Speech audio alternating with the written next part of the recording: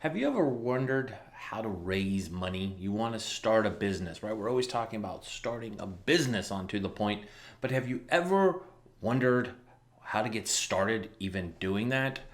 No, it's not as easy as they make it look on TV, but we have the answers for you. Coming up next.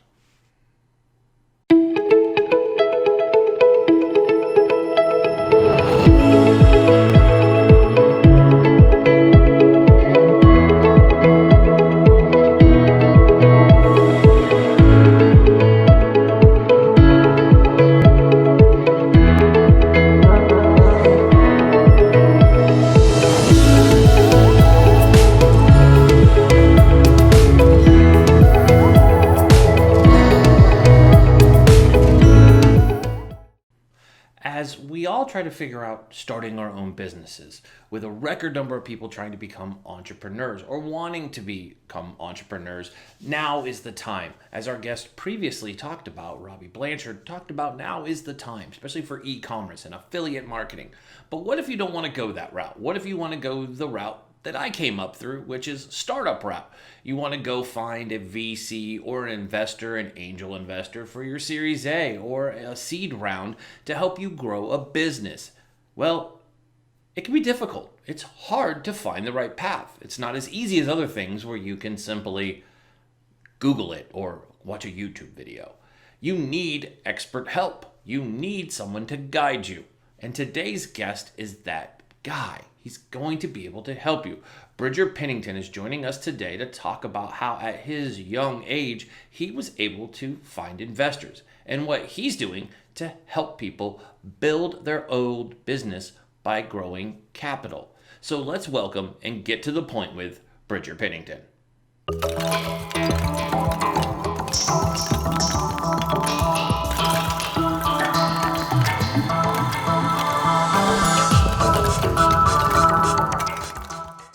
Welcome to the show, Bridger. How are you doing today?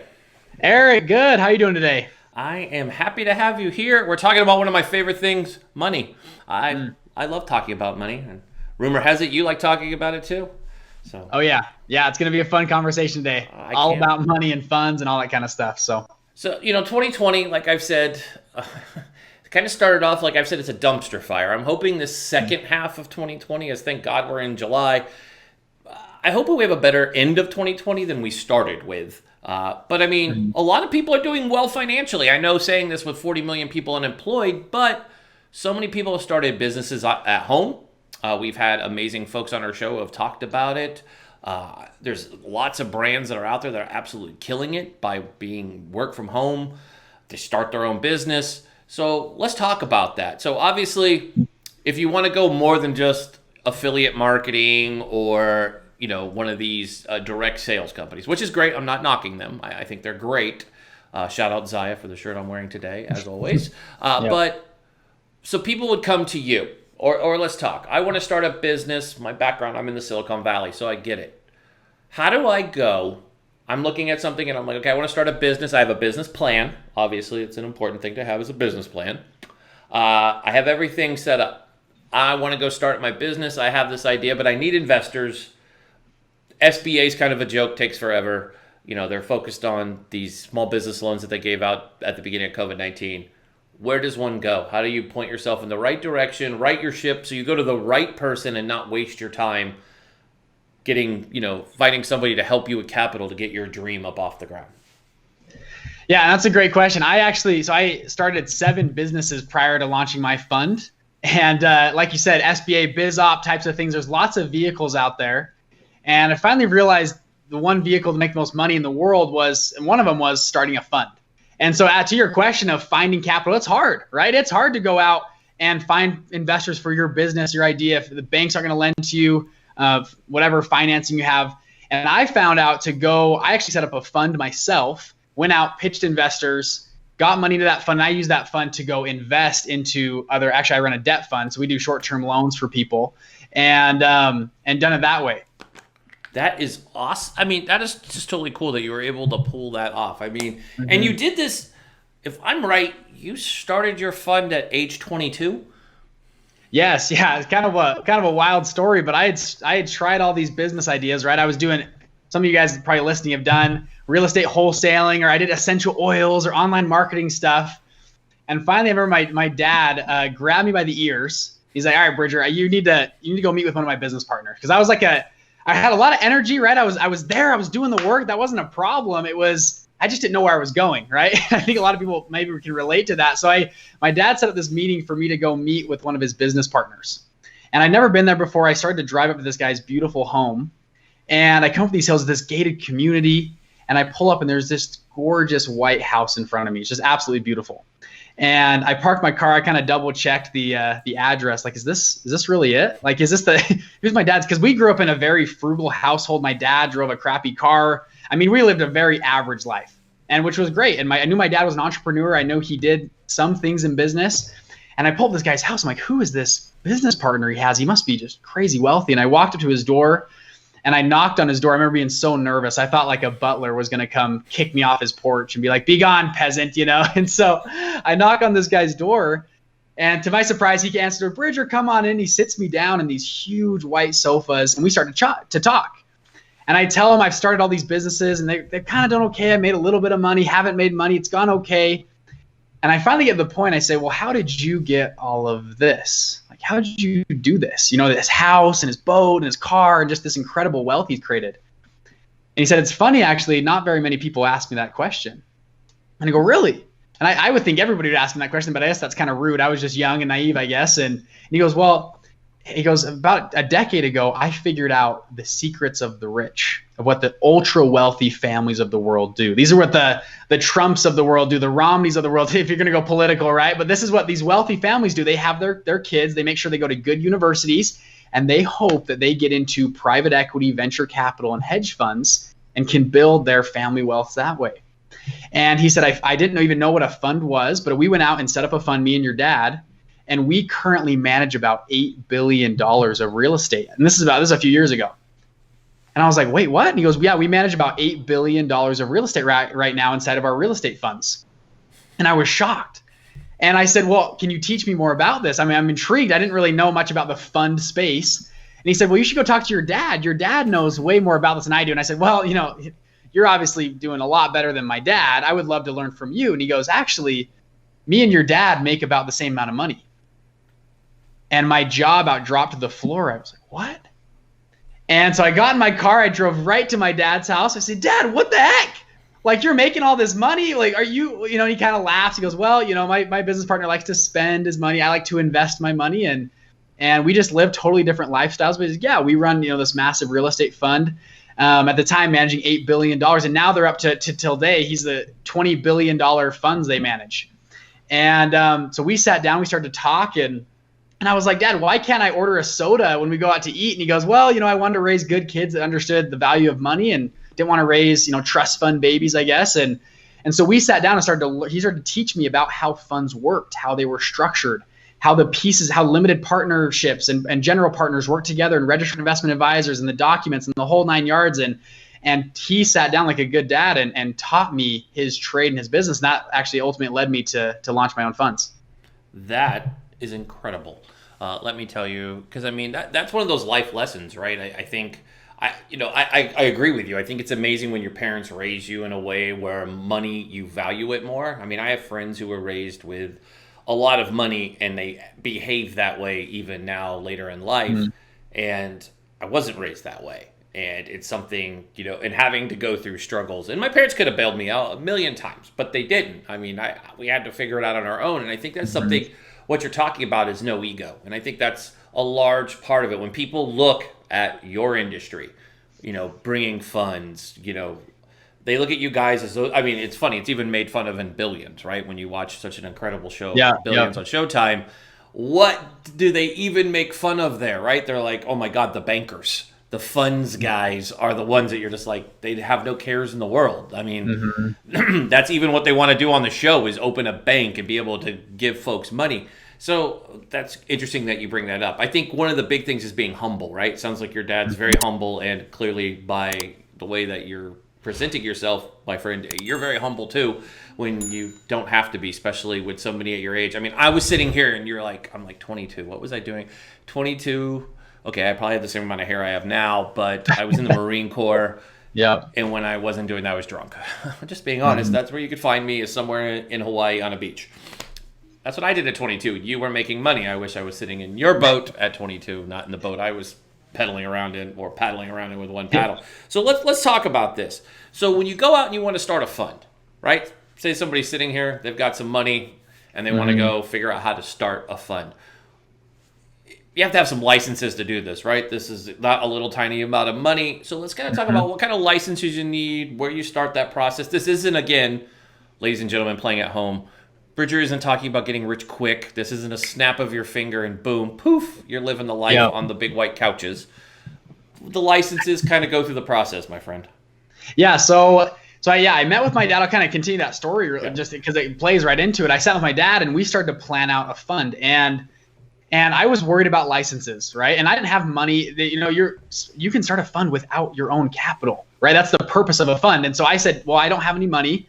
And I actually pitched my dad, because I said, my dad's got to have a lot of money. He'd love to invest, right? He likes to invest. I'm his son. He told me he loves this investment. And my dad actually, big tough love moment between me and him. I remember I sat down with him, pitched him, and he just said, I have the money to invest, but I won't invest in your fund. You've got to go learn how to do this on your own. And to this day, my dad's never invested in any of my funds. He's just given me advice and mentorship, and it's been incredible. And so I went out, pitched investors. At the time, I was worried about licenses, right? Like you mentioned, I asked my dad, what do I got to do for licenses? And he says, and my dad's the chief compliance officer at his funds right now, and he knows the SEC very well. He says, it's interesting. So inside of a fund, and I wish I had like a whiteboard or something to map it out, but there are two different types of fees that get charged in funds typically, in two different buckets. There's typically a management fee and a performance fee. So you'll hear like a 2 and 20 fund, right? That means 2% management fee. So if you had a $100 million fund, you'd make 2%, so $2 million off the top. And then if your fund performs over a certain pref or preferred rate of return, so for my funds, it's 8%. So I tell my investors, if I don't make 8% to you first, I don't make anything at all. And then what we do, above 8%, we split it 80-20. So 80% to the investor and 20% to me. So if we got a 20% return this year, first 8% would go to the investors, and then anything above 8% to 20%, we would split 80-20. So that's a typical 2 and 20 fund. So there's two fees there. You follow me? Is that kind of making sense? Oh, yeah. You got the 2% management fee, K, and then 20% carry. So my dad said, if you don't charge a management fee, you don't need to be licensed. And I was like, what do you mean? He goes, well, if you only charge a performance fee, meaning you as the fund manager don't make any money unless your fund makes over, let's call it 8%, then you don't need to have a management fee to run the fund and advise, because you're not advising the fund. You're making money if the fund makes money in its investments. And now, if you're going to, just caveat on that, people listening, if you're going to run a fund that like trades Forex or commodities on the stock market, you need a license to trade. Or if you're going to do commercial real estate, you need a license to do commercial real estate or have a partner that has a license. But on the fund side of things, you actually don't need a license if you don't charge a management fee. So that was like huge to me. So right now I'm on my second fund. We're setting up our third fund here pretty soon. And I do not hold any Series 65, Series 7 license. And we were able to do it because I only make money if the fund performs. If this year our fund got a 6% return, I would make $0. And that plays into my youth of when I pitch investors, is that's like the best pitch ever. I tell my investors, I say, guys, I make $0 unless you make at least 8% first. See, these big fund managers, they're going to take their fees and they're all this kind of stuff. They're going to nickel and dime you because they have this big lifestyle. I'm young. I'm scrappy. My goal is to get my investors the highest return possible because I need to build a name for myself. I'm not 55 years old and need to, have a yacht and fly my family to Hawaii twice a year. I don't have that lifestyle yet. I'm young. I can live in a $300 apartment a month and drive a crappy car and still get you guys high returns. And I will only I only make money if you make at least 8% back first.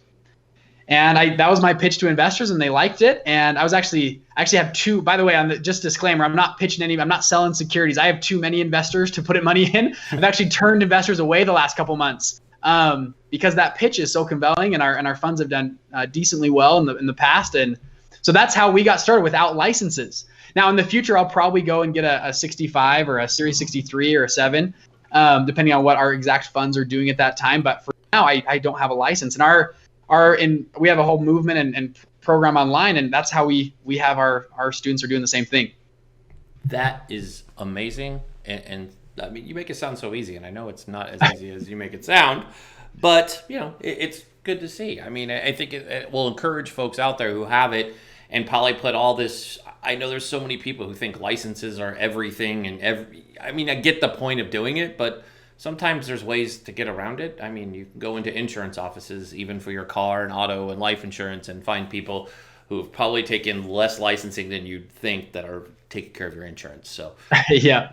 And that I never would have learned that unless my dad. I mean, he's so in. He knows the SEC in and out, and that was incredible. I recognize how lucky I was to be his son and to be blessed by that, and I just took advantage of it. And I have an incredible dad, and that's kind of the basis of our show and our movement online is you can get mentored by him and myself and all that kind of stuff is based on that principle. And so we've gone out and been able to start funds and grow them, and it's been pretty cool. So now running a fund is not for everybody, right? It's not for, you got to be a certain type of person. Like you said, it's not selling a quick kind of a thing, right? Get rich quick, is that how you say it? Get rich quick kind of a thing.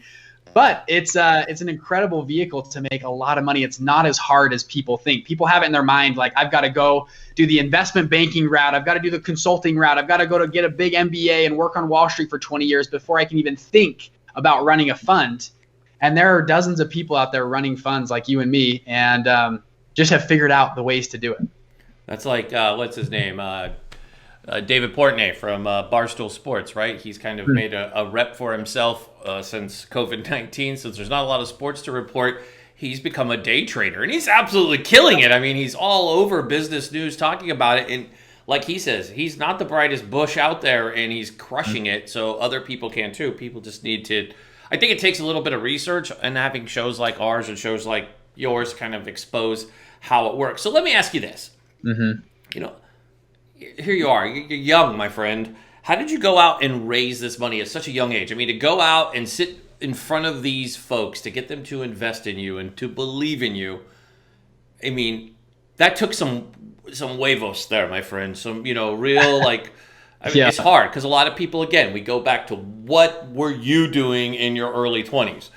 Mm-hmm. Most of us can't say we were following Bridger's path. We were not like, we weren't doing it that way. We weren't sitting down with these people and going, here's what I got for you, press firmly, make 3 copies and hand me a check. It's a little different world. So how did you go out and do this? How did you go out and raise this money at such a young age and with such confidence? Because that's not, I mean, that's something that's self-taught. So it takes a lot. Yeah. And I was nervous as ever. And the example, this is actually what my dad told me. So I remember sitting down, I asked my dad the same question. No one will believe in me. No one's going to invest in me. How am I going to do this? He said, Bridger, what if right now, today we found a beautiful Lamborghini in Billings, Montana. I said, okay. And he goes, we've had it checked out by a mechanic, and we have somebody in Montana. They're going into bankruptcy. They need to sell this Lamborghini by Saturday for $50,000. They'll take cash.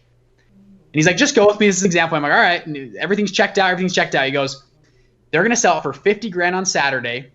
And we have a verified buyer in California that'll buy the same Lamborghini for $200,000 on Monday morning. Okay. And it's guaranteed, right? You have the purchase order. I mean, everything's done. All you need to do is go out and find $50,000, and you can't use any of your own money. And he goes, Bridger, do you think you could go find $50,000? And I thought about it for a second. I go, everything's checked out. He goes, everything's checked out. You're going to make $150,000 this weekend if you can go find $50,000. And I thought about it, and I thought, well, I could go talk to like a former boss or an aunt or a cousin or a college professor. I said, yeah, I think so. I think I could find $50,000. We're going to make $150,000 this weekend. Yeah, I could find $50,000. He goes, well, what about $100,000? Well, could you find $100,000 this weekend? You're going to make another $100,000, and when you sell it on Monday morning, and you have to obviously split that with your investor, but could you find $100,000 by this Saturday? And I was kind of like, yeah. And he goes, why? And I go, well, the deal is so good. It's foolproof, right? We're going to make money. And he goes, aha, there it is. See, 3 minutes ago, you were all stressed out and worried. Oh my gosh, I can't raise money. No one will invest in me. And all of a sudden, you're telling me that you feel confident going and raising $100,000 by this weekend. And he goes, the point is the deal was so good. You were so confident in your investment because it was guaranteed that the money found you. And he goes, the biggest problem with most people trying to raise money and go pitch investors, they don't truly believe it's a good enough investment inside to go and beat down every single door. And that was the kind of the first step my dad told me. I call it the fund launch formula. The formula that helped launch funds was to go out and find that amazing deal, find that house to go flip. I know a couple of guys that all they do, their entire fund, they go out and buy and sell almond farms. There's other funds I know that all they do is buy and sell Amazon businesses. I have one friend, he goes and buys mom and pop funeral homes. He groups them together, a dozen or so, and he found if the grouping together that process, he can sell it for double on the market to a public, like a bigger private equity firm or a bigger firm. And the deal is so good that money finds him. There is not, so the first, I talked to a friend, quick story. I have a friend that lives nearby me, and he was setting up a fund for real estate. And he goes, man, and I'm in Utah. I'm in Salt Lake City, Utah, of all places, right? Like, you would never think there would be any capital in Utah.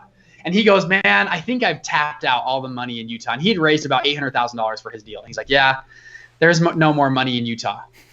And I'm like, what are you talking about? And he goes, yeah, I think we've tapped it all out. And I go, you know, the firm, Album VC down the road, they just raised $120 million in 45 days from just Utah investors. And he's like, what? And I go, yeah, my dad's funds, Bridge Investment Group, they are in Utah as well. They've raised money. And I was like, what are you talking about, right? Some people just believe there's no money around them because they watch Instagram and they theorize if my neighbors and people aren't driving Lamborghinis, there's just no one with money then, right?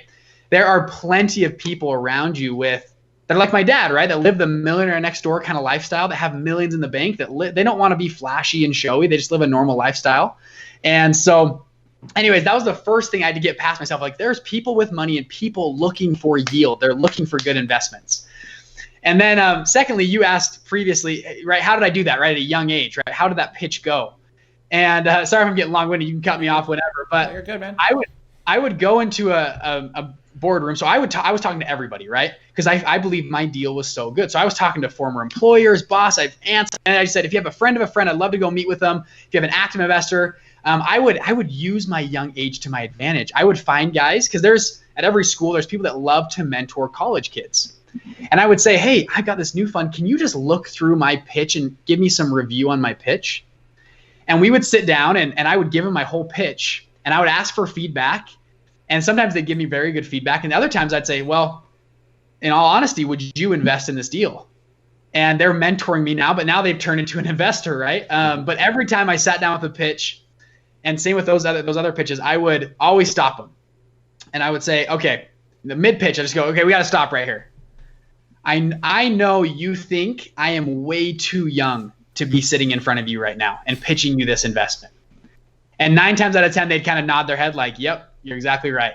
And I would go, because I'm young, that gives me an advantage over other people. And I mentioned this earlier, is I would say, I am not going to take a management fee. I only make money if you make an 8% pref. If I was 50 years old, I would want to be taking management fees and nickel and diming you. I'm not going to do that. Because I'm young, I'm scrappier, I can work harder, I can stay up late. I don't have this lifestyle. I don't have a reason to commit fraud on this deal. If I was living this big lifestyle and had big car payments and a big house and I have to make those payments every month and tax bills with the IRS, I might be incentivized to commit fraud. I'm young. I live in a small house. My car is paid off. I have no reason to commit fraud. I can work harder than other people, and I'm not going to take a management fee. My goal for this first fund is not for me to make money. I want to make you as much money as possible so you will go tell all your friends about how amazing an investment you've given me. And they would go, okay, and they would say, well, and I say, guys, I don't expect you to pull out your pocketbook and give me the biggest check ever. I want you to give me a trial investment, something you're comfortable with, a trial investment, and I'm going to knock your socks off in 6 months. And 6 months from now, you're going to be beating down my door to put in double or even triple that initial investment. And they'd say, wow, this kid's got a lot of confidence. Yeah, I'll write him and they'd write me $25,000 checks, $50,000 checks. These were small checks, but I would take them. And our fund was doing very well. I turned those checks and we were doing, I'm not going to tell you exact results on here for, disclaimers. We were doing very well. And 6 months down the road, they're, Bridger, can I put more money in? What's your capacity? And they were telling their friends, and that's kind of how I grew our investor base and continually growing our investor base. So, but it was knocking a lot of doors, kissing a lot of frogs, like they say, right? I love that. That's very true. And I love that you guys come on our show. We get you folks that are successful and talk about the journey, because far too often you could turn on social media or watch a TV show and people think, oh, it's easy, or this person's going to help me because they're running an ad on Facebook, but have no background in it. And they took they took a course or read a Gary Vee book and suddenly they're experts in everything under the sun from investing and everything else. And that's not true. I mean, even that's one thing I love about Gary Vee is where if you ever have seen him speak, Gary's like, dude, this isn't how this works.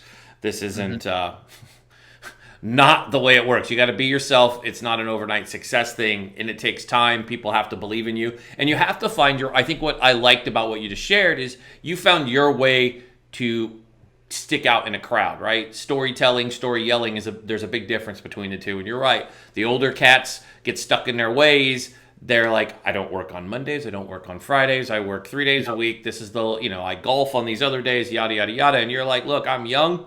I got the chutzpah to go get this done. I'm going to go get it done. I mean, and you're not living this crazy lavish lifestyle. I think a lot of people need to see that, because I had the honor to speak with Steve Blanks, right? Who is the, billionaire whisperer to so many companies in the Silicon Valley. And I remember he pulled up to this conference that we were doing media for. He was driving a beat up Honda Accord, right? Here's a guy who's a billionaire. And he walks in and he sits down for an interview with a large publication. And they ask him that question. He's like, look, just because I drive this car, why does that mean I don't have money? Is it a perception that because I make a lot of money, I need to go waste money? Well, I wouldn't do that. I have other things I'd rather put my money into. And that's why the companies I work with are so successful. And I was like, oh my God, he just mic dropped. You don't have to do it. I mean, you look at guys like even Guy Kawasaki, who's done very well, one of the original Apple employees. He doesn't drive around in fancy cars. I mean, he has a cool deal because he has a large car manufacturer, lets him borrow or test drive cars. Yeah, Warren Buffett's the same way, right? Warren Buffett drives his beat up, and lives that simple lifestyle. And it's funny that you see very good investors will live that very conservative lifestyle traditionally, right? I mean, even guys like Mark Cuban and a lot of the sharks, you don't see the fancy lifestyle. I mean, we recently had Kevin Harrington on our show. And, here's a guy who invests in a lot of things. And he invested in an amazing company called RoofMax. And it does with roofing, so it's not a sexy thing, right? Everybody says they look at these folks, especially sharks, right? As they're always investing, but their businesses, the true ones that make them money, aren't the sexy ones. It's the simple things. If you look at like Mr. Wonderful and Mark Cuban, they invested in a company called Bottle Breacher, which takes old bullets and turns them into bottle openers, right? Simple company, but it happens to be one of Mr. Wonderful's top 5 investments ever. It's crazy, right? But wow. Yeah, I mean, obviously we all know the difference. So let me ask you this in closing. I think people want to know how you build a track record, right? You are young. So the advantage the older folks have over you is a track record, right? When you're, I always compare it to teams comparing themselves to the New York Yankees, right? One of the best teams in baseball, not basketball at all. I didn't know the difference. I'm a huge fan. But comparing yourself as a new team, like the Tampa Bay Rays or somebody who's a smaller size market, smaller size team, they have the reputation. I mean, kind of like the Lakers. If you're a basketball fan, I pick on you because you're in Salt Lake and I'm a Blazer fan here in Portland. So there you go. Yeah, there's got to be a little, but we both kind of look at the Golden State Warriors or the Lakers as the big dog in the room, and our small market teams are disrespected. Yep. Huge audiences. I mean, you guys went to back-to-back NBA finals only to run into a guy named Michael Jordan, which, well, I don't think anybody could beat that man. I think like him and God have a deal, and he was like, dude, I'm really good at basketball. You're just pulling out all the bad Jazz memories we got right here. Yeah. I'm not blaming you guys for COVID-19. I'm not. Yeah. Okay. Yeah. I mean, but hey, I got mad love for Spider Mitchell. I do like your Jazz team. if they weren't in the same target audience as my Blazers. But I know we have a good rivalry with you and Dame Lillard, and man, it's fun. So love my man Dame. I'm glad we gave Dame a shout out. It's good we can talk about basketball, but a lot of these younger teams. I mean, even the Blazers. I mean, if I like to put things into sports adages, you have to have a good track record, and I think both organizations, if you put the Blazers and the Jazz, they've both been to NBA Finals. They're both top 10 teams. They're both always in the playoffs. They don't always get to face each other, but it's a healthy rivalry. But there's the bigger dogs on the block who have already accomplished themselves, and when they walk into the room, you're just like, holy crap, right? When LeBron James and the Lakers walks into an arena, all of a sudden you're like, holy crap, where did all our fans go? Why are they all wearing 23 jerseys? Yeah. And they're suddenly Laker fans. Or, except for this season, the last 7 seasons have been filled with people wearing beautiful Golden State Warrior jerseys. Mad love for Steph Curry and Clay, and that entire Steve Kerr has built an amazing team. By the way, former Trailblazer, and a winning Chicago Bull. As much as I hate the Warriors, I love them. I'll give them that for talent. But how do you separate yourself with your track record? How do you look, I may be younger, and you explain that you're hungrier, but how do you show your track record currently could be better than these guys who've had years on you? Yeah, excellent question. And to be honest, I don't. Well, I'll just tell you how I think the easiest way for guys like us to get started, guys that didn't go to Wall Street or have the crazy Ivy League, I call it the crutch to lean on, guys like us that are just entrepreneurs and get things done, is there's two different, I call them all funds, but there's a syndication type of fund, or I call it syndication loop, and then the full-on fund model. So, for example, I think house flippers are some of the best people on the planet to go out and to essentially build a track record. And that's what I did for my first fund. Was I found it first off a great deal. I found this amazing deal. I framed it out. I pitched investors. I didn't do the legal docs first. I waited till the end to do legal docs. And I set up a simple LLC. It wasn't a fund. I set up an LLC. We were all partners in the LLC. So I said, hey, for setting up the deal and finding it and doing all the work, I'm going to retain 15% equity. And 85% equity is available pro rata how much money you put in. So if you put in half the money, you get half of the 85% available. And we all are partners on an LLC. We go out and we buy the almond farms. We flip the Amazon business. We do the real estate deal. For me, it was doing debt funds. We were doing loans. And then you go out, you liquidate that partnership. Everyone gets paid, and then you restart. And I think house flippers are some of the best people on the planet at this. They go find a house, they pitch investors, they got to renegotiate every time, set up a new LLC or an entity. The investors put money in, and they go through and they pay everybody out. And so I call them, they're syndication deals, and they're a great way to get started. My first fund that I call a fund was actually a syndication deal. So we did this simple syndication loop. I did a couple loans. I paid my investors back. And on that first one, they got a 64% return. And they were like, holy crap, this is amazing, right? And so I said, now, instead of every time we want to do more deals, setting up new LLCs and have this whole hamster wheel, what you can do with a fund, and why most people end up using a fund to scale, is you can set it up once and you can do as many deals as you want. So we went up, set up our fund, which a little bit more money in legal docs, a little more structure. We set up a general partner, limited partnership structure. I won't dive into all that kind of stuff, but we set up the fund. And from there, we've been able to do over 200 deals in that fund. So imagine I had a buddy, he's flipped over 300 houses just with his team and stuff. And he does this. He does the syndication every single time. And I was like, man, isn't that tiring? He goes, yes. He goes, every time I have an investor, they want to renegotiate or put different money in, or they're going to pull money out this time. It's just this incredible, like every deal is just so much work. And I finally said, why don't you scale with a fund? And he goes, actually, we're doing that right now. And he had a big investor coming in. They set up a fund, and now he can flip as many homes as he wants. He does, I think, 30 homes, 35 homes a year under one roof, or not one investor, but a handful of investors in one pool that he can draw from. And so the way to build a track record is, for me, it was doing a syndication deals and doing these small syndication deals, and then eventually using that as my track record to scale into a full-on fund model. And usually a lot of fund guys will say, your first fund, your first syndication deal is not meant to make you money. As much as you want to go out and make $1 billion in your first fund, it's not going to happen usually. Your first fund is to build a track record for yourself, to give your investors a high return, give them more money, make them really happy, and then open up fund 2. And then usually they say by fund 3 is when you make the really big money in the fund world.